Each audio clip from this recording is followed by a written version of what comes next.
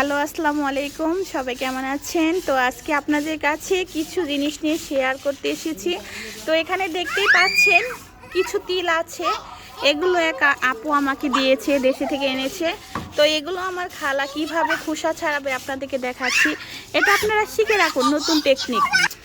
এখানে দেখতেই পাচ্ছেন আমার খালা তিলগুলো নতুন শালার উপরে পাটার পুতা আছে, পুতা দিয়ে বেটে নিচ্ছে দেখেন।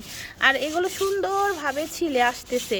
তো এগুলো দিয়ে কিন্তু পিঠা, নানা রকমের পিঠা বানানো যায়, ভর্তা বানিয়ে খাওয়া যায়, আরও নানা রকম কিছু বানানো যায়। এক একজনে এক রকমভাবে বানায়। তো আজকে তিলগুলো দিয়ে আমি ভর্তা বানাবো।